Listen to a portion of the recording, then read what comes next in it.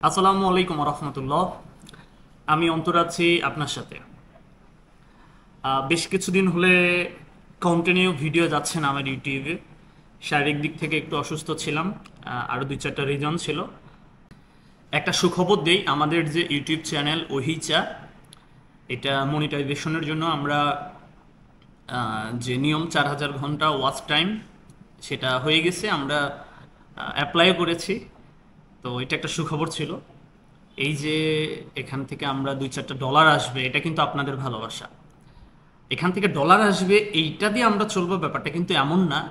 আপনারা জানেন, আমরা যেহেতু চা নিয়ে কাজ করতেছি, ওহি চাকে পুরো দেশে পৌঁছে দেওয়া আমাদের দায়িত্ব। ওহি চা ভালো মানের চা, সেটা পুরো দেশের মানুষকে জানানো আমার দায়িত্ব। এবং যারা ছোট ছোট উদ্যোক্তা ভাইরা আছে, চা পাতা নিয়ে ব্যবসা করতে চাচ্ছে, চা নিয়ে আগামী দিনে কাজ করতে চাই, চা নিয়ে আগামী দিনে যারা সুন্দর সোনালী স্বপ্ন বুনে, তাদের জন্যই মূলত আমার এই চ্যানেল। তো এই চ্যানেলের ছোট্ট জার্নিতে আমাদের ছোট্ট একটা সফলতা, এটা আপনাদের দ্বারাই সম্ভব হয়েছে বিধায় আপনাদেরকে জানানো নৈতিক দায়িত্ব আমার। সেই জায়গা থেকে বিষয়টা জানায় রাখলাম। আশা করি আমাদের পাশে থাকবেন, আরও বেশি সাবস্ক্রাইব করবেন, আরও বেশি আপনার সুন্দর মতামত আমাদেরকে তুলে ধরার চেষ্টা করবেন।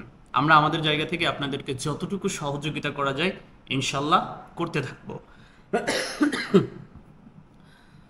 ঠান্ডা, জ্বর, কাশি সিজনাল, এখনও কাশতেছি। তো চা পাতার ব্যবসা নিয়েই তো আমরা শুধু এই চ্যানেলে কাজ করি, তাই না? আমি আজকের ভিডিওতে একটু আপনাকে বলতে চাচ্ছি, আচ্ছা, চা পাতার ছাড়া কি আমরা অন্য কোনো, মানে চায়ের সাথে আমরা অন্য কোনো বিজনেস নিয়ে কি কথাবার্তা বলতে পারি কিনা, বা কেমন হয়? আপনারা কি চান যে এই চ্যানেলে চা ঠিক থাকবে? এটা হচ্ছে আমাদের মেজর টপিক। কিন্তু আমরা আরো ছোট ছোট টপিক নিয়ে, যেগুলা করা উচিত উদ্যোক্তা ভাইদের সহযোগিতা করার জন্য। একজন মানুষ, একজন উদ্যোক্তা শুধু যে চা পাতার ব্যবসায়ী করবে, হ্যাঁ, তা তো না। কারণ আমরা যদি শুধু চা নিয়ে কথা বলি, আমার কথাই যদি আমি ব্যক্তিগতভাবে রিজনটা একটু তুলে ধরার চেষ্টা করি, আমরা যদি শুধু চা নিয়েই কথা বলি, তাহলে আমাদের চ্যানেল বা আমাদের এই যে কথা, এটা কিন্তু আমরা বেশি মানুষের কাছে আসলে পৌঁছাইতে পারবো না। চা একটা নির্দিষ্ট টপিক, এটা যারা এই বিষয় নিয়ে পছন্দ করে তারাই আমার চ্যানেলটাকে পছন্দ করবে বা তারা সাবস্ক্রাইব করবে। কিন্তু আমরা যদি ভিন্ন ভিন্ন টপিক নিয়ে, বিজনেস নিয়ে আলোচনা করি, বিভিন্ন ব্যবসায়িক মার্কেটিং স্ট্র্যাটেজি নিয়ে আলোচনা করি, বিভিন্ন ব্যবসায়িক আরও অনেক কিছু থাকতে পারে, ব্যবসা রিলেটেড তো অনেক কিছু থাকতে পারে, হ্যাঁ, আত্ম উন্নয়নমূলক কথাবার্তা বলি, হ্যাঁ, উদ্যোক্তাদের সাহস সহযোগিতা যোগানোর জন্য অনুপ্রেরণামূলক বিভিন্ন গল্প টল্প যদি শেয়ার করি, কেমন হয়? আপনি অবশ্যই এই বিষয়টা আমাকে একটু মতামত দিবেন। জীবনটা শেষ ভাই, এত ঠান্ডা লাগছে, মানে ঠান্ডা, কাশি, খুবই বাজে অবস্থা এই মুহূর্তে। আহ, আমাদের দেশে যেহেতু বর্ষাকাল চলতেছে, একদম মুষলধারে বৃষ্টি ম্যাক্সিমাম সময় হয়, বা বর্ষাকালে বৃষ্টি হবে স্বাভাবিক। তো ঘরে ঘরে ঠান্ডা, জ্বর, সর্দি লেগেছে। আসুন আমরা এই সময় বেশি বেশি কি খাবো, ফলমূল খাই। আসুন আমরা এই সময় বেশি বেশি লেবু খাই। আসুন আমরা এই সময় একটু কুসুম গরম পানি খাই, আমরা একটু স্বাস্থ্য সচেতন হই। দেখুন, উদ্যোক্তা যারা হতে চান, উদ্যোক্তা হওয়ার আগে কিন্তু ভাই, আগে নিজের বডিটা ঠিক করতে হবে। নিজের বডি, আপনার বডি যদি ঠিক না থাকে, আপনি একটা কথা খুব ভালোভাবে নিশ্চয়ই জানেন, স্বাস্থ্যই সকল সুখের মূল। আপনার স্বাস্থ্য যদি ঠিক না থাকে, আপনি আসলে কোথাও গিয়ে মনোযোগের সহিত কাজ করতে পারবেন না। সফল উদ্যোক্তা হতে গেলে আপনাকে মনোযোগের ব্যত্যয় ঘটানো যাবে না। আপনাকে প্রচণ্ড মনোযোগ সহকারে যেই কাজটাই করবেন সেটা করতে হবে। আর মনোযোগ ধরে রাখার জন্য অবশ্যই আপনাকে সুস্বাস্থ্যের অধিকারী হতে হবে।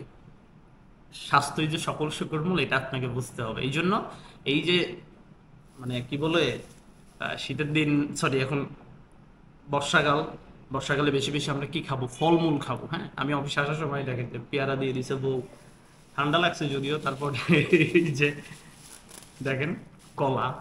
একদম ব্যক্তিগত বিষয়, আমি আসলে মাঝে মধ্যে ভালো লাগে কিছু কিছু বিষয় আপনাদের সাথে শেয়ার করতে, সেই জায়গা থেকে আসলে শেয়ার করে দেওয়া। বউ বললো যে অফিসে গিয়ে সময় পাইলে একটু কেটে খেয়ে নিও, এই আর কি। তো আজকে চা বিক্রি করবো না, জাস্ট আপনাদের সাথে একটু আমাদের চ্যানেলে যে মনিটাইজ হচ্ছে এই বিষয়টা জানাতে আসছি। এবং চিন্তা করলাম যে আমরা শুধু চায়ের ভিতর যদি সীমাবদ্ধ থাকি কেমন হয়, চা বাদেও আমরা অন্য অন্য ব্যবসা নিয়ে উদ্যোক্তা ভাইদের জন্য সহযোগী হবে, এরকম কথাবার্তা নিয়েও তো আমরা বিভিন্ন ধরনের টপিক নিয়ে ভিডিও বানাতে পারি নাকি? অবশ্যই আপনার মন্তব্যটা আপনাকে জানাবে। আপনার মন্তব্য কিন্তু আমাকে অনেক বেশি উৎসাহিত করে আরও ভিডিও দেওয়ার জন্য। তো আমরা কি কি ধরনের ভিডিও দিতে পারি একটু আপনারা আমাকে বলবেন। যেমন আমি যদি বলি যে ব্যবসা মানে কোন ধরনের ভিডিও করলে ভালো হয়, ধরেন সেটা, ধরেন কাউকে বললাম যে ডিমের ব্যবসা শুরু করেন, এটা একটা আইডিয়া হইতে পারে।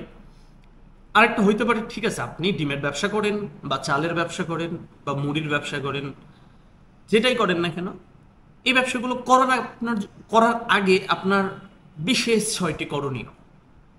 দেখেন টপিক কিন্তু দুইটা হয়ে গেল, একটা হচ্ছে আপনি কিভাবে মুরগির ব্যবসা করে সফল হবেন বা আপনি কিভাবে ডিমের ব্যবসা করে সফল হবেন। হ্যাঁ, এটা একটা টপিক হইতে পারে। আপনি নিজে একটু ব্যক্তিগতভাবে বলেন তো আমাকে যে কোনটা আপনার পছন্দ হয়, যে ডিমের ব্যবসা করে আপনি কিভাবে ডিমের ব্যবসা করে সফল হবেন, এইটা ভালো দেখায়, নাকি আপনি ব্যবসায় নামার আগে যে 6টি বিষয় অবশ্যই মানবেন, না মানলে ব্যবসায় ধরা খাওয়ার সম্ভাবনা 100%। কোনটা আগে যেটা বললাম ওইটা বেশি অ্যাট্রাকটিভ ছিল নাকি সেকেন্ডটা? অবশ্যই আপনি আমাকে আপনার মতামতটা জানাবেন। আমি একটু সার্ভে করি, আগামী দিন থেকে আমরা এই চ্যানেলের আরও কিভাবে বেশি মানুষের কাছে পৌঁছানো যায় সেইভাবে কাজ করার জন্য চেষ্টা করতেছি। আপনারা একদম জিরো থেকে আমরা শুরু করেছিলাম, একদম জিরো থেকে শুরু করেছিলাম, খুব বেশি দিন আগের কথা না। হাঁটি করে আমরা খুব দূরে যে আসছি তা না, কিন্তু আরও বেশি দূরে যাওয়া উচিত ছিল। আগামীতে আমরা আরও বেশি দূরে যেতে চাই, আমরা সফলতার উচ্চতম শিখরে যাইতে চাই, সেই লক্ষ্য নিয়ে আগায় যাচ্ছি। আপনাদের ভালোবাসাটা আমাদের খুব বেশি দরকার, আপনাদের সাপোর্টটা খুব বেশি দরকার। আর ভালোবাসা যদি দিতে চান কি করবেন? আপনার থেকে আমি টাকা চাচ্ছি না। আপনার থেকে সময় চাচ্ছি, সময় তেমন চাচ্ছি না। আপনার কাছ থেকে জাস্ট একটা সাবস্ক্রাইব চাচ্ছি, একটা সাবস্ক্রাইব। আমার ভিডিওতে 80% মানুষ যারা নন সাবস্ক্রাইবই করেন নাই। 500টা ভিউ হইলে 80% কত হয় তাহলে বলেন তো দেখি? 400 জন মানুষ নন সাবস্ক্রাইবার, 100 জন হয়তো আবার সাবস্ক্রাইবার আমার দেখতেছে। তাহলে চিন্তা করেন বিষয়টা কোথায় দাঁড়ালো।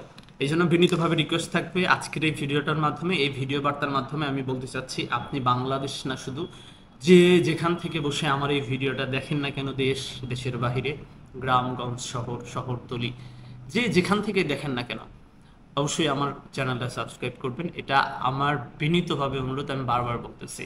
আর সবাই আমার জন্য দোয়া করবেন, আমাদের প্রতিষ্ঠানের জন্য দোয়া করবেন। আমরা নিরলসভাবে কাজ করে যাচ্ছি আপনাদেরকে সার্ভিস দেওয়ার জন্য। ব্যবসা একটা জিনিস সবসময় মনে রাখবেন, কমিটমেন্ট।